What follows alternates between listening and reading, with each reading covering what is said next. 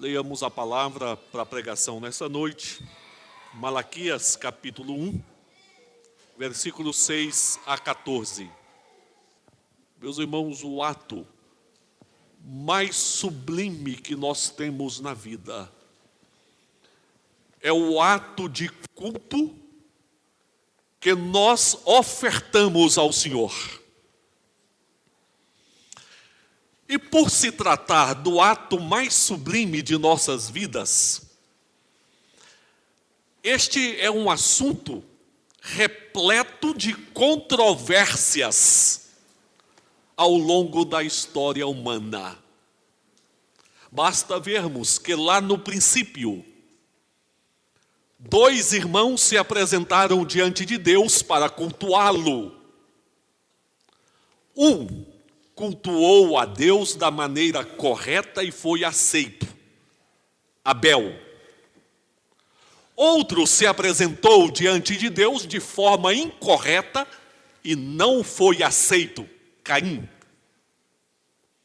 E no desenrolar da história, nós encontramos vários desvios com referência ao culto. Povos prestando culto a ídolos e não ao Senhor. O povo de Deus negligenciando em diversos momentos o ato de culto. O próprio Satanás requerendo para si o culto, tentando desviar e afastar as pessoas do culto ofertado ao Senhor. O Senhor Jesus repreendeu o Satanás, dizendo que está escrito: ao Senhor teu Deus adorarás e somente a Ele prestarás culto. Chegamos no livro de Apocalipse e encontramos o convite para adorarmos ao Senhor, ao Cordeiro que foi morto, mas ressuscitou. Mas encontramos em Apocalipse também o culto, a adoração à besta, ao falso profeta. E isso, então, nos leva, em nossos dias, em que há uma diversidade de cultos e de formas de cultos, sabendo se tratar do ato mais sublime de nossas vidas, a pensarmos, irmãos, sobre a necessidade de termos zelo no culto ofertado ao Senhor. O profeta Malaquias, cujo nome significa mensageiro do Senhor, profetizou cerca de 100 anos antes da vinda de Jesus. Ele profetizou antes da vinda de Jesus, 100 anos após o retorno do povo do cativeiro. A situação do povo no culto, conforme nós vemos nas palavras do profeta Malaquias, era de descuido para com o culto, de frieza no culto, prestando um culto de maneira diferente ao culto que o Senhor havia ordenado. O Senhor chama a atenção dos sacerdotes, que eram os líderes, chama a atenção da nação, que cultuava de uma maneira desprezível. Este livro de Apocalipse, de Malaquias, é o grande convite de Deus para que possamos cultuar ao Senhor com zelo. E nessa noite, então, irmãos, sabendo se tratar do ato mais sublime de nossas vidas, sabendo se tratar de um assunto cheio de controvérsias ao longo da história, e sabendo que nós estamos diante do Deus Santo e Poderoso, busquemos, irmãos, prestar a Deus um culto acompanhado do devido zelo espiritual. E este culto possui alguns requisitos. E é sobre estes requisitos do culto que nós queremos meditar e falar com os irmãos nessa noite. O primeiro que nós destacamos é que nós precisamos conhecer o Senhor do culto. precisamos conhecer o Senhor do culto. Quando nós falamos com uma pessoa, nós procuramos conhecer a pessoa com a qual nós falamos. Pelos diversos motivos que nós queremos tratar com o semelhante, nós precisamos conhecer algo sobre ele. Mas dificilmente conhecemos, a não ser que tenha um convívio mais prolongado. Mas, irmãos, para tratar com Deus no culto, é impossível tratarmos com o Senhor no culto sem conhecermos o Senhor. E é isso que o Senhor trata neste livro. A necessidade do povo conhecê-lo. E o Senhor se apresenta ao seu povo aqui como Pai, como Senhor e como Rei. E ele diz: se eu sou Pai, onde está a honra para comigo? Se eu sou Senhor, onde está o respeito para comigo? E na qualidade de rei, que exerce o domínio, onde está o reconhecimento deste reinado de Deus? Isto porque, irmãos, o povo cometia 2 erros no culto ofertado ao Senhor. O povo oferecia o desprezível. O Senhor Deus dava o melhor para o povo. Entretanto, o povo oferecia no culto o defeituoso. Lembramos que nos tempos do Velho Testamento, o culto era o culto onde havia a apresentação de ofertas de animais, prefigurando a vinda de Jesus. E eles não traziam do melhor que Deus lhes dava. Eles traziam o defeituoso, o manco, mas não traziam o melhor. Mas o problema deste povo não era só em relação à qualidade, mas era também em relação à maneira que eles ofereciam. Eles ofereciam dizendo: que canseira! Estamos cansados deste culto, comichonhos, murmurando. Eles ofereciam o culto ao Senhor. E exatamente aí, o Senhor se apresenta àquele povo dizendo: eu sou o Pai, eu sou o Senhor, eu sou o Rei de toda a terra. A postura do povo diante dele precisava ser diferente. Uma postura de quem se coloca diante dele para honrar, com respeito, ofertando o melhor, ofertando com reverência, ofertando com gratidão, ofertando com alegria. E isso, meus irmãos, vai mexer com as nossas vidas, com referência ao culto que nós oferecemos ao Senhor. Não podemos esquecer de que Ele é Pai. E a figura de Pai na Bíblia é diferente da figura que muitos constroem hoje, como se o Pai existisse tão somente para oferecer ao filho o que ele precisa e às vezes até mesmo o que ele quer. A figura de Pai na Bíblia é alguém que é digno de respeito e de honra.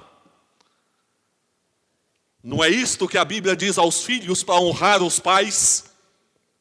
Entretanto, o povo não estava honrando a Deus, porque ofertava o defeituoso. Ofertava de uma forma desprezível, descuidada, sem zelo. Meus queridos, isso vai nos levar a refletir em algumas coisas. Nós temos visto o culto como primazia nas nossas vidas? Ou será que o culto é mais uma atividade semanal que nós temos. Uma atividade que pode ser substituída. Pode ser substituída por um programa de televisão, pode ser substituída por um jogo de futebol, pode ser substituída por um passeio, por uma diversão. O argumento bíblico é que Deus é Pai, Senhor e Rei, e que, portanto, a primazia sempre será dele. A qualidade do culto que ofertamos, o melhor das nossas vidas, com o nosso coração diante de Deus em reverência? Ou será chegando na hora que dá certo e saindo do culto na hora que quiser? Ou será que um momento para ver as últimas notícias no celular? Ou quem sabe para conversar com quem está do lado? Afinal, o Senhor diz, eu sou o Pai, sou o Senhor, sou o Rei ou não sou? É essa a grande pergunta, a indagação que ele faz aqui. Meus amados, é preciso conhecer o Senhor. Conhecer o Senhor do culto. Jó foi tentado, perdeu família e bens. Quando chegou no fim da sua vida, no fim da sua luta, ele disse que conhecia a Deus só de ouvir. Mas agora os seus olhos estavam vendo o Senhor. Por isso ele se arrependia diante de Deus, com o coração humilhado e quebrantado diante do Senhor, porque ele passou a conhecer Deus como Senhor, como Pai e como Rei, e adorou a Deus na dignidade que o Senhor merece.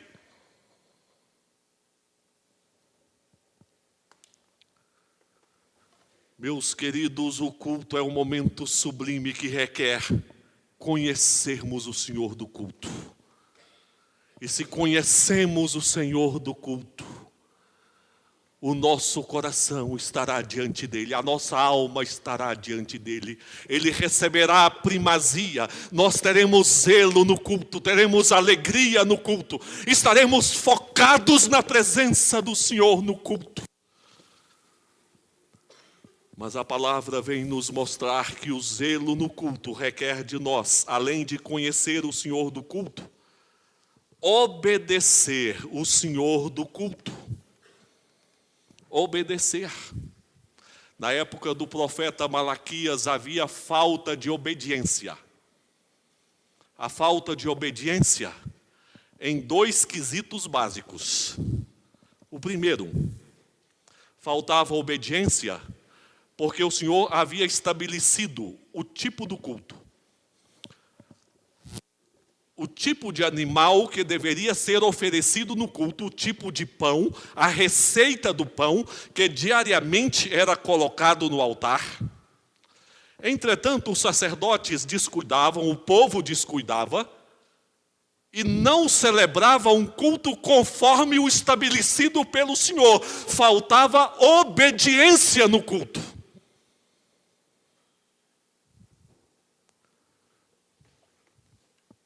A palavra de Deus nos fala muito bem sobre a obediência.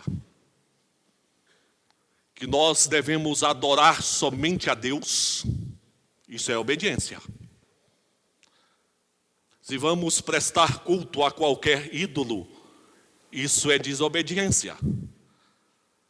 Se vamos gritar vivas a São João, São Pedro, Santo Antônio nas festas juninas, isso é desobediência. Se vamos buscar um relacionamento com Deus que não seja tão somente por meio de Jesus, isso é desobediência. Se vamos buscar um culto que não seja na direção e no poder do Espírito Santo, isso é desobediência. Se vamos prestar um culto que não seja centrado unicamente na palavra de Deus, isso é desobediência. Por quê? Nós não temos no culto sal grosso, água benta. Por que não temos no culto coreografias? Coreografia é coisa de teatro, não é de culto. Sal grosso, água benta, são superstições, não fazem parte do culto. E o culto precisa ser um culto de obediência ao Senhor. Mas aqui, irmãos, o povo caía em uma outra desobediência no culto. Uma outra desobediência. O povo vinha ao culto, entrava na casa de Deus com as mãos totalmente vazias. E o Senhor olhava para este povo e dizia: com maldição sois amaldiçoados, porque me roubais. Mas, Senhor, em que nós te roubamos? Aí o Senhor diz: vós me roubais nos dízimos e nas ofertas. E acrescenta: trazei à casa do tesouro os dízimos e as ofertas, e provai-me nisto, se eu não abrir as janelas do céu e derramar sobre vós bênçãos sem medida. Meus irmãos, os dízimos e as ofertas faziam parte integral do culto ofertado ao Senhor. Mas havia desobediência nesse ponto. Eu estava falando na minha sala de manhã que há 3 razões que muitas pessoas têm dificuldade nesse assunto. Uma das razões é em função da avareza. Por não compreender que Deus é dono da prata e do ouro, do céu e da terra, e que nós somos mordomos. Então, a pessoa tão apegada, tão avarenta, jamais vai compreender a questão do dízimo e das ofertas. Uma outra razão é em função da exploração e do mau uso que muitos fazem de dízimos e ofertas. Então olham alguns que agem de forma errada com referência aos dízimos e ofertas e dizem: por isso eu não sou dizimista e não oferto. Mais ou menos assim: eu estou com um problema cardíaco, mas não vou no médico, vou morrer no meu canto, porque uma vez eu fui no médico e ele não procedeu de forma correta comigo. Uma terceira razão é porque muitos ouvem o mundo, as críticas do mundo. Mas o mundo pensa em termos materiais. O mundo não pensa em termos do culto ofertado a Deus. A maneira do mundo pensar é o seguinte: o que vale é a minha conta bancária, é o meu carro, é a minha casa, é a minha vida, é o meu patrimônio, é o ter, é isso que vale. Esse negócio de Deus, de igreja, não vale nada para mim. Então, é claro, irmãos, falar em consagração de dízimos e ofertas para o mundo é uma loucura. É uma loucura. Tá? Alguns ainda dizem: isso é coisa do Velho Testamento. Só que nós chegamos no Novo Testamento e o Novo Testamento está falando de contribuições com generosidade. Contribuir com alegria, não com tristeza de coração.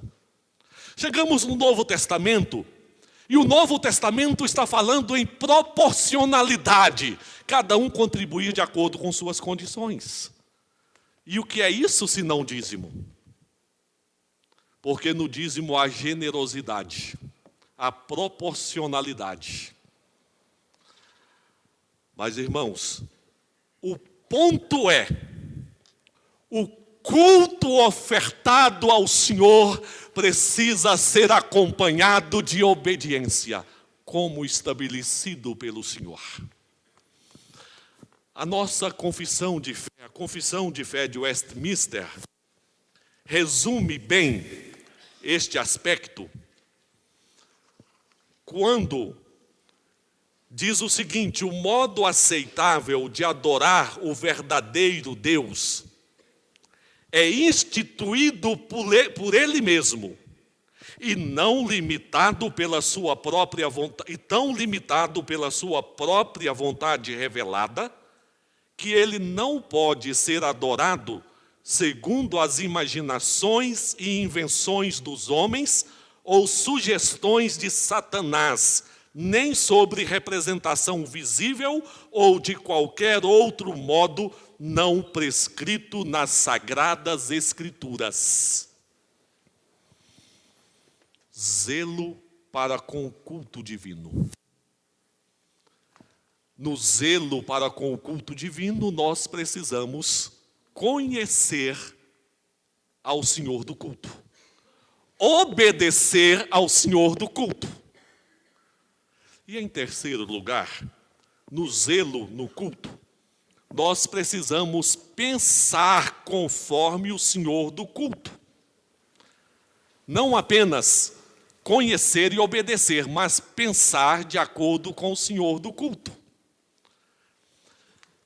As nossas ações estão muito ligadas ao que nós pensamos, à nossa maneira de pensar. Na época do profeta Malaquias, o povo não estava pensando conforme Deus. No capítulo 2, 17, nos mostra como o povo estava pensando. Enfadais o Senhor com vossas palavras, e ainda dizeis: em que o enfadamos? Nisto que pensais. Qualquer que faz o mal passa por bom aos olhos do Senhor, e desses é que ele se agrada. Ou onde está o Deus do juízo? Meus irmãos, o pensamento que as pessoas nutriam era esse: o ímpio que não teme a Deus está indo bem na vida. O que me adianta temer ao Senhor? O que me adianta viver uma vida santa diante de Deus? O que me adianta ser um crente em Jesus, diríamos nós hoje, se tem tantas pessoas aí fora que estão indo bem na vida e não têm temor a Deus, não cultuam ao Senhor? Era este o pensamento que estava na cabeça do povo naquela época. E isso refletia no culto. Isso refletia no culto. O Senhor Deus passou a lembrar ao povo algumas coisas que estavam lançadas ao esquecimento. O Senhor disse o seguinte: os irmãos podem acompanhar no capítulo 3, versículo 2 ao 6. Mas quem poderá suportar o dia da sua vinda? E quem poderá subsistir quando ele aparecer? Porque ele é como o fogo do ourives e como a potassa dos lavandeiros. Assentar-se-á como derretedor e purificador de prata. Purificará os filhos de Levi e os refinará como ouro e como prata. Eles trarão ao Senhor justas ofertas. Então a oferta de Judá e de Jerusalém será agradável ao Senhor, como nos dias antigos e como nos primeiros anos. Chegar-me-ei a vós outros para juízo. Serei testemunha veloz contra os feiticeiros e contra os adúlteros e contra os que juram falsamente e contra os que defraudam o salário do jornaleiro e oprimem a viúva e o órfão e torcem o direito do estrangeiro. E não me temem, diz o Senhor dos Exércitos, porque eu, o Senhor, não mudo, por isso vós, ó filhos de Jacó, não sois consumidos.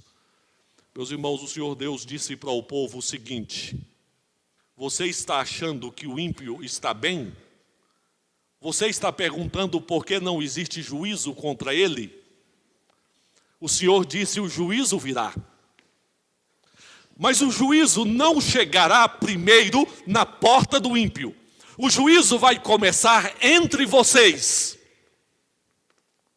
O Senhor Deus disse que como ourives que derrete o ouro para tirar as impurezas do ouro e ficar o ouro puro, assim o Senhor desceria sobre o seu povo. E este povo, purificado por Deus, apresentaria ao Senhor as ofertas verdadeiras, como nos dias antigos. O Senhor disse que lavaria este povo com potassa, substância capaz de tirar as manchas. E então este povo, purificado por Deus, ofereceria o culto que o Senhor é digno e merece. Então o juízo se estabeleceria sobre todos.